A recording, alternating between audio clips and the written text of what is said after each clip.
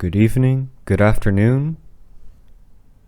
I hope you're having a lovely time, wherever and whenever you are. So, I've been off of YouTube for quite a long time, right? That is mostly due to this funny thing known as school, correct? So, because of school, I couldn't really make anything for YouTube, and well, right now I'm trying to amass a massive backlog of content so that I can actually push stuff out very regularly. Starting off with that backlog, I have this replay, or shall I say two replays.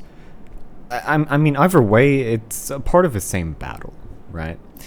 So, I'm probably never going to do this again because this was a pain in my side to edit.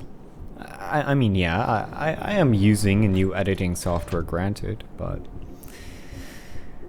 I should probably get to a point, and that being that these two replays are sent in to me from two people a part of the same division. So what does that mean? Well, it means that this video will have constant and uninterrupted fun, entertainment. You get the picture. Basically, I'm just going to switch between both replays, and basically just show the most interesting parts. Now, I did actually attempt to time match these replays, so they should be synced up pretty well to each other. Of course, that means I could miss things as one thing happens while another happens, but it probably will not be an issue. Anyways, I should probably say what the ships in this replay are. Well, first, on screen, we have a Yu Yang Tier 10 Pan-Asian destroyer, which just so happens to have a reload booster. And the person who sent in this replay has radar equipped. Funny to see how that'll work out.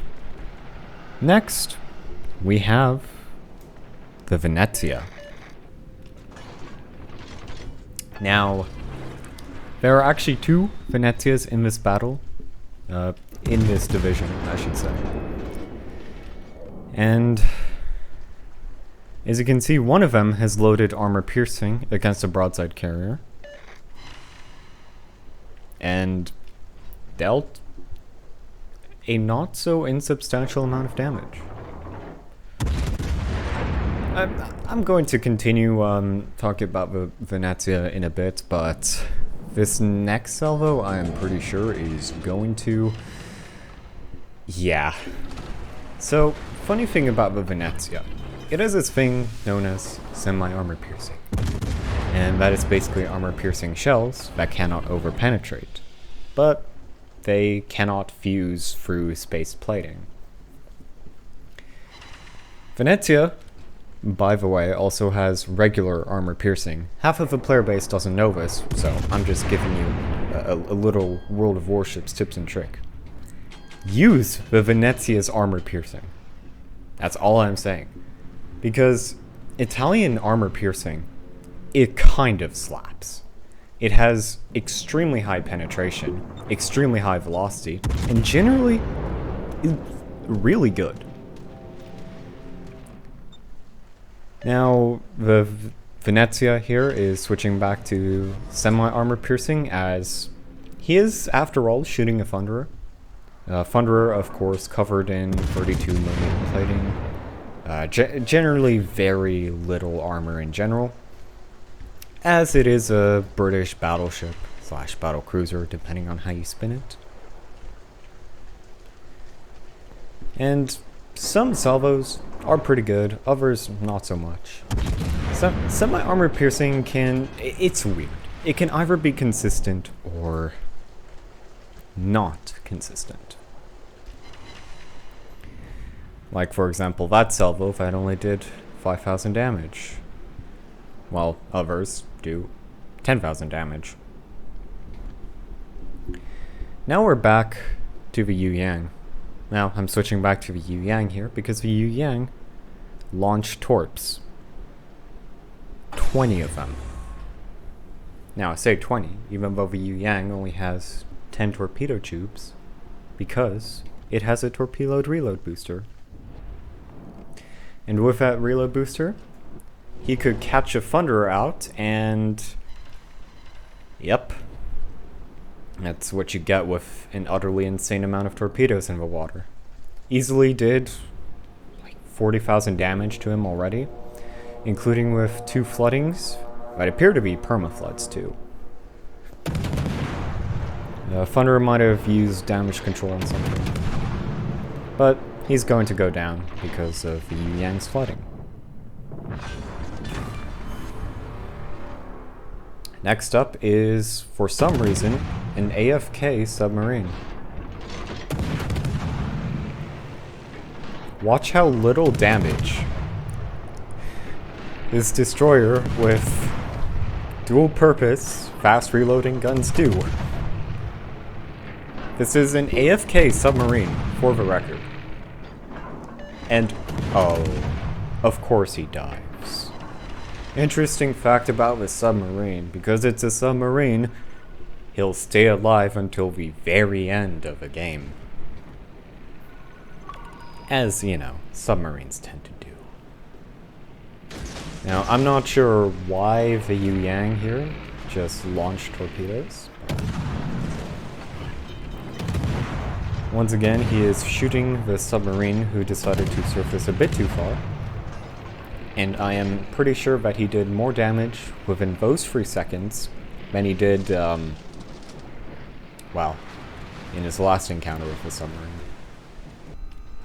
Switching over back to the Venezia, we have an encounter with the Henri.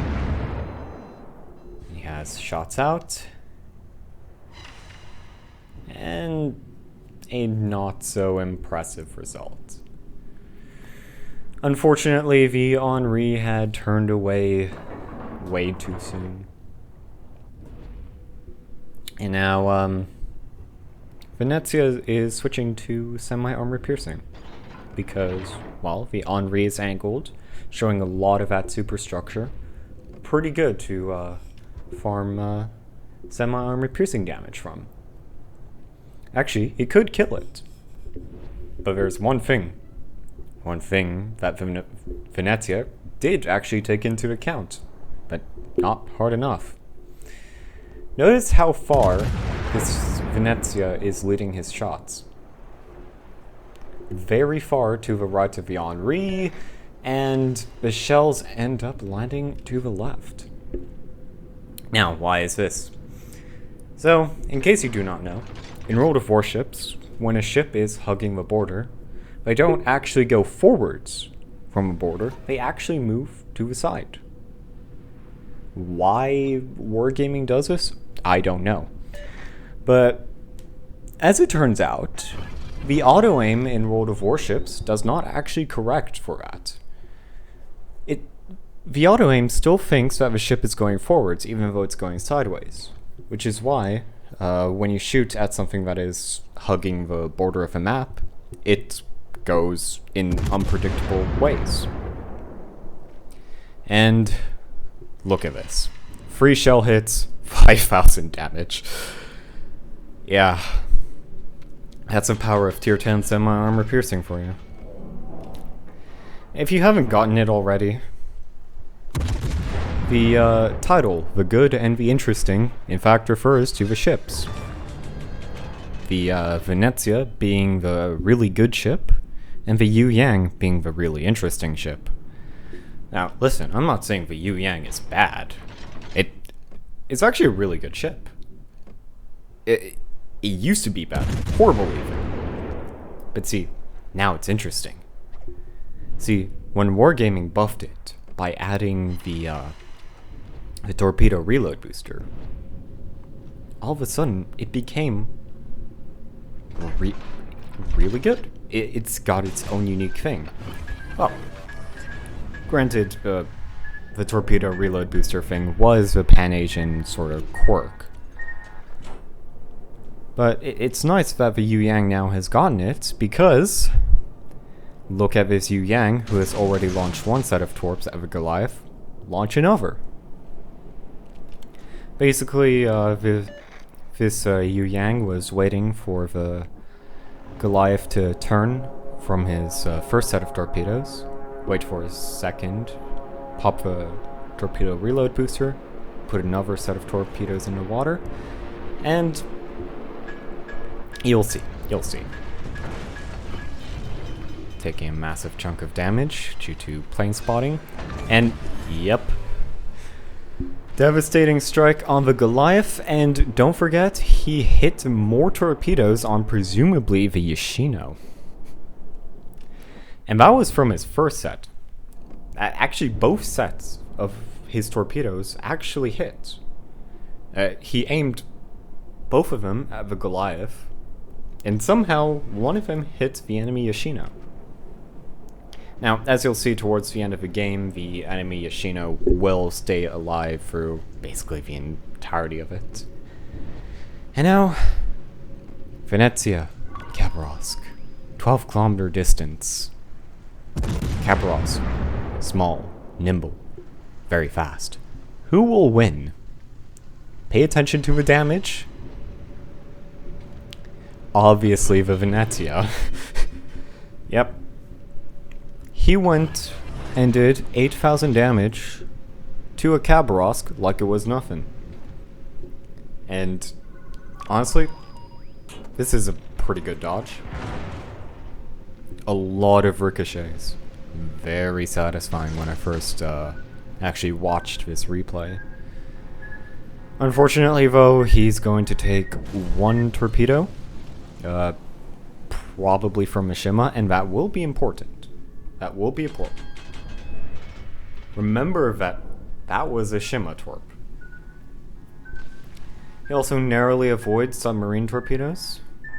His sonar ping effect just got off on cooldown. And now here is where things get interesting. Very nearly dead. The Venezia smoke runs out. What will happen? Of course, the Shima will pop 5 kilometers in front of a Venezia. You cannot make this up. And, of course, point-blank range, devastating strike, along with a Confederate award. Truly, this game is blessed with the smartest players on the planet.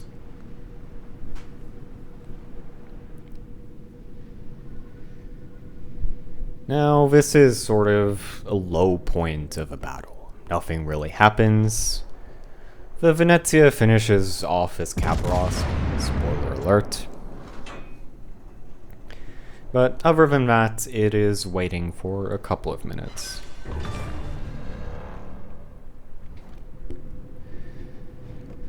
The submarine again runs away, as they do. Spotted for even a second, well, 5 seconds, and nothing can seem to ever hit the submarine. We do enjoy this game. We do enjoy destroyers that can go underwater whenever they want. Now, the Venezia is deploying depth charges, understandably. There is a submarine in the vicinity. But he holds off his second set of depth charges, and you'll see why. Submarine sonar pings him. And I want you to pay close attention to the torpedoes the submarine is about to launch. Well, so, submarine warning, and this torpedoes goes right under the ship. Now this tells the Venezia player that there is a submarine in the vicinity. So he deploys depth charges, gets 2 hits, and finally sinks the submarine.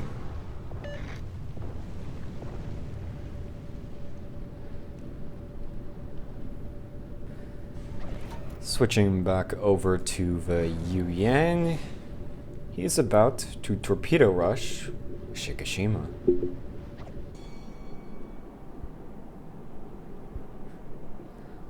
I do not understand why the Shikishima would ever want to go around this side of the island, given that there is both a very angry Venezia and Yu Yang. But, yet, you know, maybe he thought he was being a good battleship player and not sitting in, like, I-9 or something. It is very clear that those torpedoes are going to connect. And the Venezia also just sunk the Henri. This will leave the Shikishima pretty much crippled, unable to do much, and, yep, Confederate and High Caliber Award. We always appreciate the battleships that sail in straight lines.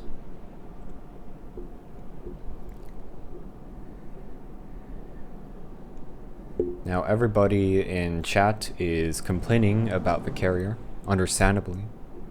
But then, the carrier eventually reveals himself. And this Venezia has the fortunate opportunity to be able to snipe the carrier. Loading AP for that broadside.